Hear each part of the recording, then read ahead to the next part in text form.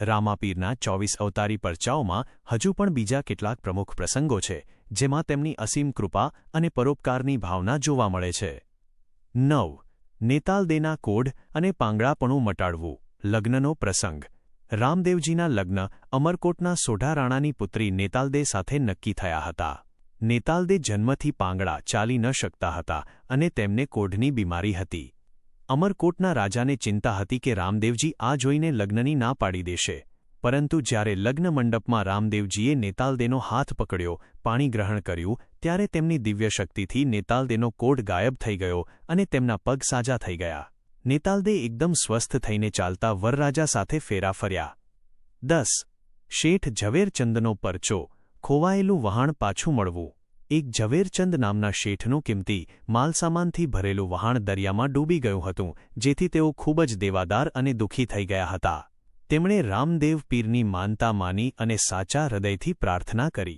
રામાપીરે તેમની ભક્તિથી પ્રસન્ન થઈને દરિયાના તળિયે બેસી ગયેલું વહાણ સહી સલામત બહાર લાવી દીધું, જેથી શેઠની સંપત્તિ પાછી મળી ગઈ. 11. રૂપાંદે અને માલદેવજીનો પરચો. ધારુ મેઘવાળ અને રૂપાંદે રામાપીરના પરમ ભક્તો હતા. રૂપાંદેના પતિ રાજા માલદેવજી પહેલા ભક્તિ માર્ગના વિરોધી હતા. એકવાર ભજન કીર્તન ચાલી રહ્યા હતા ત્યારે માલદેવજી ત્યાં તલવાર લઈને આવ્યા.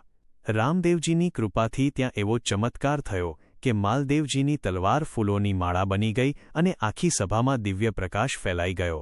આ જોઈને રાજા માલદેવજીનું હૃદય પરિવર્તન થયું અને તેઓ પણ રામાપીરના શરણમાં આવી ગયા. 12. ડાલીબાઈનો પરચો. ડાલીબાઈ રામદેવજીના પરમ શિષ્યા અને ધર્મના બહેન હતા. જ્યારે રામદેવજીએ જીવિત સમાધિ લેવાનો નિર્ણય કર્યો ત્યારે ડાલીબાઈએ કહ્યું કે જે જગ્યાએ સમાધિ ખોદવામાં આવી છે તે તેમની છે, અને તેના પુરાવા તરીકે સમાધિમાંથી ડાલીબાઈનો કાંસકો અને હાર નીકળ્યા. રામદેવજી પહેલાં ડાલીબાઈએ ત્યાં જીવિત સમાધિ લીધી હતી, જે તેમની અજોડ ભક્તિનો પરચો છે. રામાપીરના ભક્તો આજે પણ જ્યારે પણ મુશ્કેલીમાં તેમને યાદ કરે છે ત્યારે તેઓ કોઈને કોઈ સ્વરૂપે આવીને ભક્તોના કષ્ટ કાપે છે તેવી લોકવાયકા છે. જય બાબારી.